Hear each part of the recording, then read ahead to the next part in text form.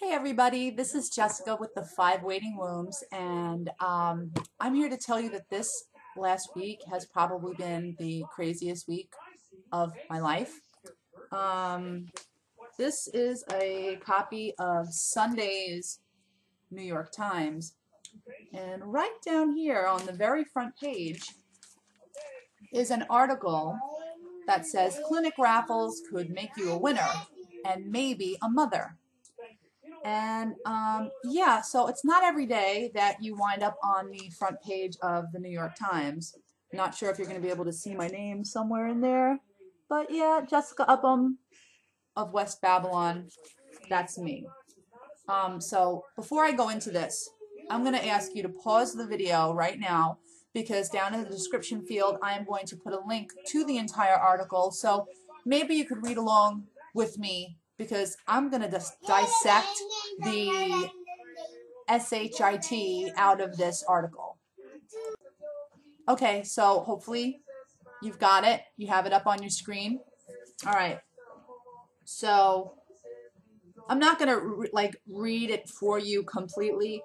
The first few paragraphs are about me and about the contest.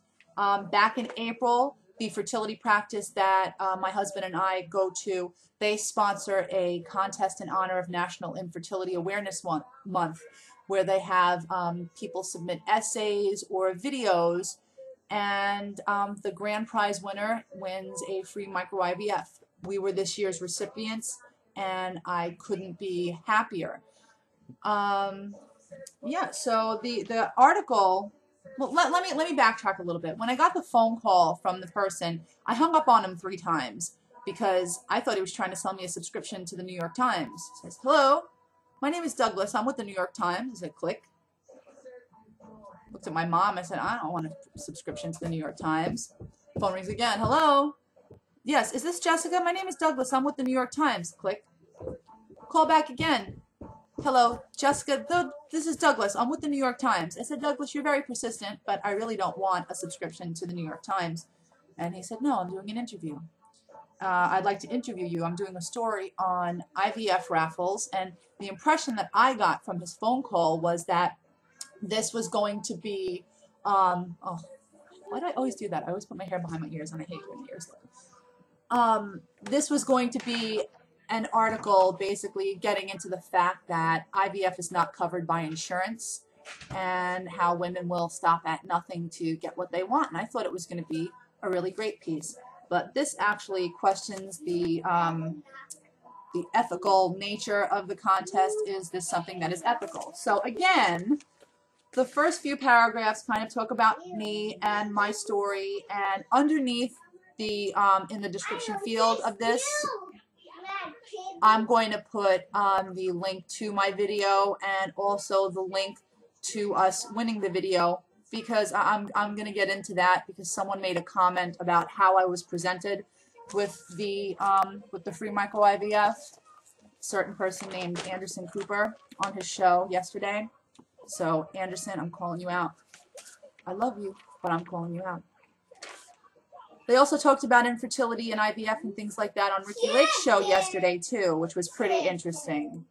So in addition to this article, once the article came out on Sunday, my husband and I were sitting on the couch, hanging out, getting ready to go out for dinner.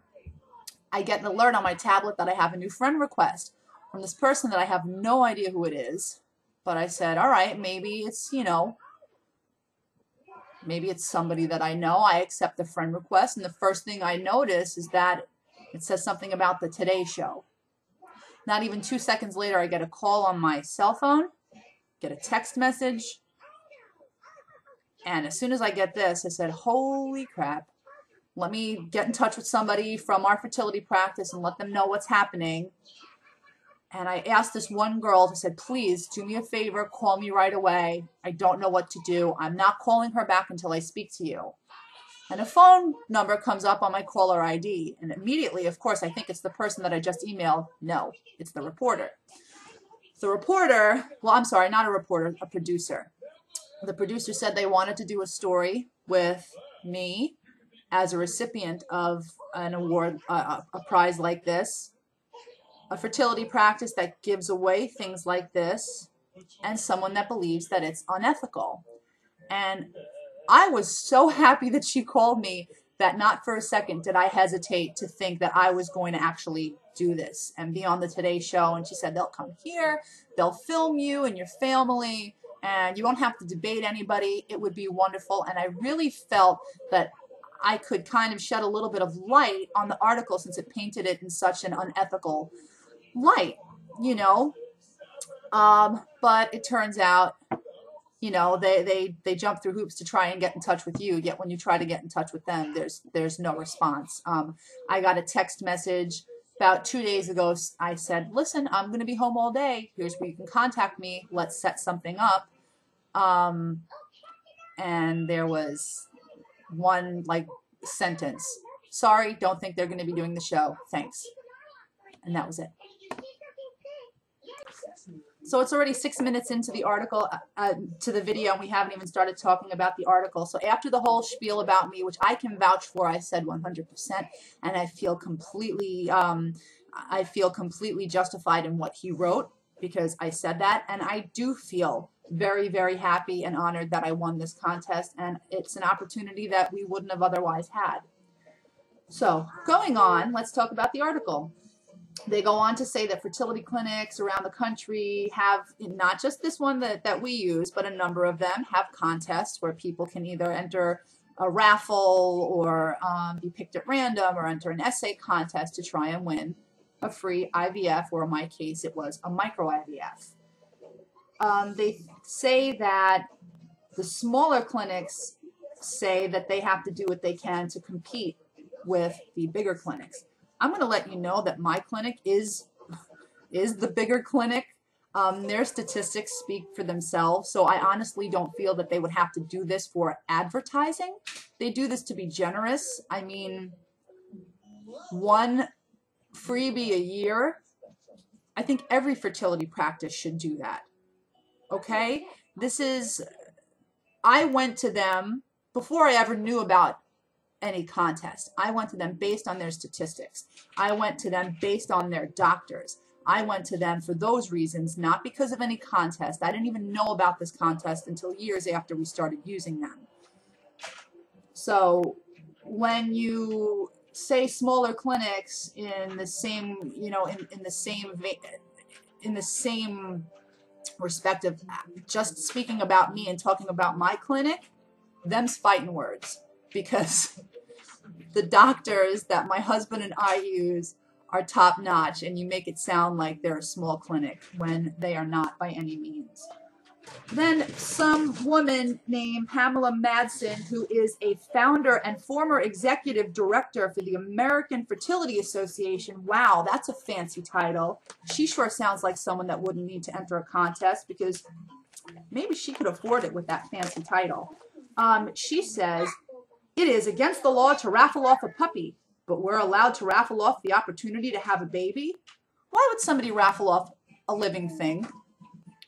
When I entered the contest, I didn't read anywhere in the rules or the description of the prize that we were going to be winning. Did it ever say, we're going to give you a baby? Really what they gave me was a 40% chance through a procedure. How can you compare that to raffling off a puppy?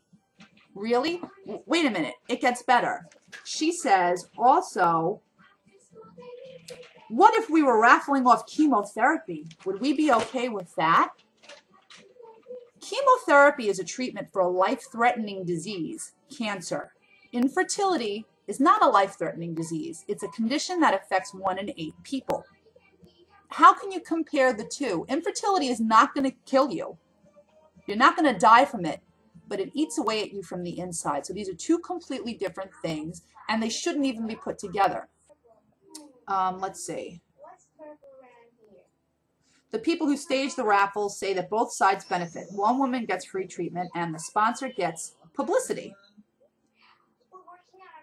I can kind of see that because I'm saying wonderful things about them, and I think that everybody should know about them. I hesitate to use the word marketing, but we want to get our name out there, said Robin Uziak, the Executive Director of Reproductive Health Specialists in Pittsburgh. Now, As far as marketing is concerned, no one ever asked me to appear in a commercial. No one ever asked me to represent them. I do that gladly and freely because I believe in them.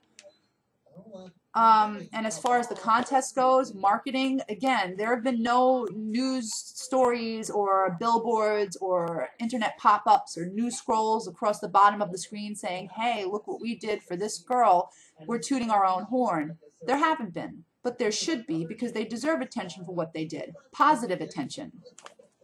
Furthermore, the contest was promoted on their website and on their Facebook page. Even when they announced the winner, it was announced on their blog and on their Facebook page. So therefore, you had to already have knowledge of them in the first place. You had to have sought them out, not the other way around. They didn't go looking for you and tried to lure you in with promises of free IVFs. You had to look for them in order to find this contest. Some people are fine with the contest, particularly infertile people.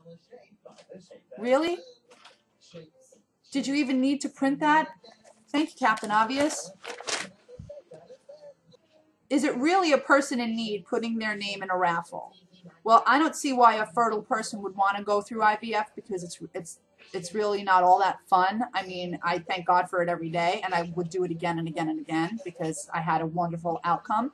But I don't know why somebody that wouldn't need it would enter this. It doesn't make a whole lot of sense. I can only speak from my specific contest, the one that my husband and I won. The contest was open to anybody that did not have insurance coverage or who had exhausted the funds allocated for fertility treatments. So that was the number one, I guess you could say, rule of the contest. It says that today about 1% of infants born in America are conceived through IVF, according to the Centers for Disease Control. But let's look at this in a whole. In Massachusetts, where IVF and fertility treatments are covered, the babies that are being born today, 5% of them are IVF babies. Every place else in the United States of America is 1%. So that basically means that 80% of people that need these treatments are being ignored. Now for my favorite statement in the entire article, and I think that the article probably could have just been this one paragraph if we were talking about the ethical nature of these contests. I think it's a good parody of the unfair system in which important medical services are only available to those who can afford them. Let's just leave it at that. Okay, if the insurance company covered my IVF, I wouldn't need to enter a contest like this, okay, because it would be available to everybody. Okay, so here comes another fancy schmancy title. Jessica Willenberg, a professor of law and bioethics at Case Western Reserve University, said many people found the notion of raffling off a chance to have a baby to be jarring. We're used to paying for medical services, so while we're not thrilled that you would have to pay to create a life, it's not so bizarre for us anymore, she said, but raffles are the most commercialized notion of it. Something about this is supposed to be sacred. Sacred? The word sacred in the world of infertility doesn't exist. When you are dropping trow 5 out of 7 days a week for someone that you're on only a last name basis with in order to have a baby, I'd like to know where you find we find anything sacred in that. The sacred stuff comes after you get that BFP and you're excited and you can share in this, and there's just so much, going on inside of your body. Yeah, I thought that it was funny that the very last word of the article was sacred. So I was gonna ask everybody to leave comments directly on the website to read the article and leave comments. But it almost seems like they closed the option to leave comments after about 48 hours of the article being on their website, which kind of sucks, but I invite everybody to leave comments directly here. Please leave comments on this video because I want to know what every one of you think. There were some positive ones. There were also some really negative ones. Someone said something about, oh, why don't we just raffle off an assisted suicide?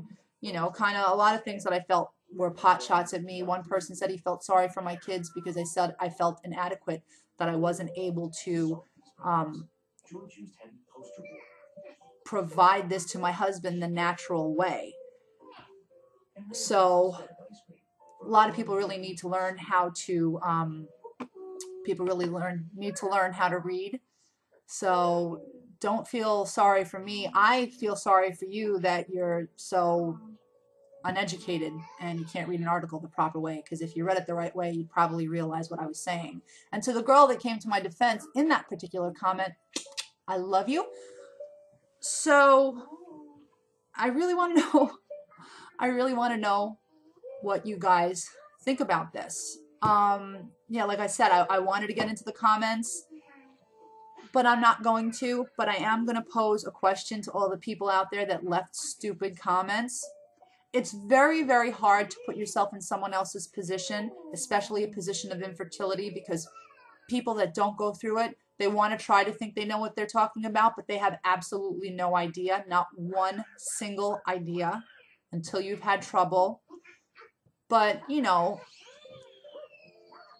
everybody has an opinion, and we all know what opinions are like, don't we? I would like to say to those people that said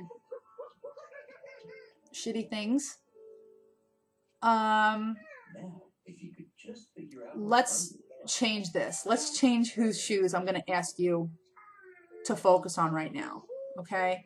Since this is about me and people that win these contests and people that want to have children and people that don't have insurance coverage and that will do things, you know, outside of the box to try to make their dreams come true, what I'd like to ask you is, how would you feel if your own mother had to justify her desire to want you?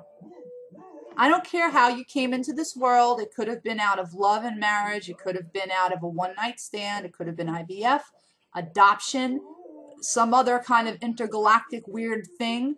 Doesn't matter. You're here because somebody wanted you here.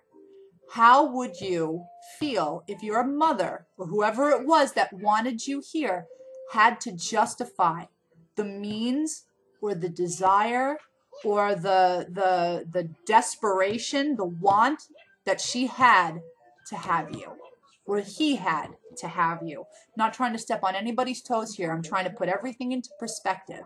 Everybody is here because somebody wanted them. Everybody is here because somebody loved them. Whether the person that loved you enough to give you up for your best interests, whether it was the woman who conceived you on her honeymoon night out of complete love, whether it's a woman like me who will inject herself again and again and again to stop at nothing to have my children, how would you feel if your own mother had to justify her want to have you? It's not right. Okay, I feel better now. One of the reasons that I was so hoping to be able to really voice my opinion on the Today Show has to do with the Family Act. With the help of infertility practices throughout the country, Resolve.org, EMD Serrano, there is a bill that's being sponsored in Congress to obtain a 50% tax credit up to $13,000 for services, IVF services. This is already being provided for people that choose adoption to build their families. They're trying to get this passed. I am going to put a link to Resolve's website with a list of everything you need to know concerning the Family Act. It has a link for you to write to your specific congressman. It has a link for you to share with your friends and your family so they can write to their specific congressman. This needs to be passed. If this is passed, maybe the unethicalness of everything can go away. So earlier, I kind of mentioned I was going to touch on something that Anderson had said. So it was brought to my attention that the article was actually mentioned on Anderson's show. And Anderson, Lisa Ling kind of alluded to the fact that there's a clinic on Long Island just giving away free. No, guys, don't email me for their information. I promise you, April is National Infertility Awareness Month. The next time that they sponsor the contest, I will let everybody know. I'll make a video about it so you'll know, hey, start working on your essays and your videos now because you know that it's coming in April. But there's no infertility practice on Long Island that's just giving stuff away for free. But one of the things that I found pretty funny was a comment that Anderson said. I'm going to play it for you now. I'm not going to put the video. I'm just going to put the audio. Let's see if it even comes through. I don't know. It's just such a... Well, it's also, I read with a raffle. When you win, like the people from the clinic show up on your doorstep with like balloons, like as if it's like the prize patrol from Publishers Clearinghouse. Exactly. I know. It just seems a little odd to me. What seems odd about that, dude? It's a celebration. It's a celebration of determination. It's a celebration of life. It's a celebration that, you know what? As infertile women, we work so hard to get what we want. We work so hard to achieve the dreams that we have with our partner. And you know what? If I had enough money, I'd send all of you balloons because you all deserve it. Please share this video with people that you know that are going through it. Please leave comments. I would like to read all of them to counteract the stupid stuff that people wrote on the New York Times website in response to the article. If you're anybody that you mentioned, you know what? You can speak freely about something you know nothing about because you haven't gone through it. I can speak more freely about it because I have gone through it. Yeah, just please share the heck out of this. And please visit resolve.org. The link I'm going to post below. And let's do something about the Family Act, guys. It's important. It has to get done. Thank you for watching. I'm sorry that this was so long. I hope you found it informative. If you have any questions, leave them below. And if you haven't already, please subscribe to the 5 Waiting Rooms. All right? See you guys next week. Hopefully nothing else crazy happens. Bye.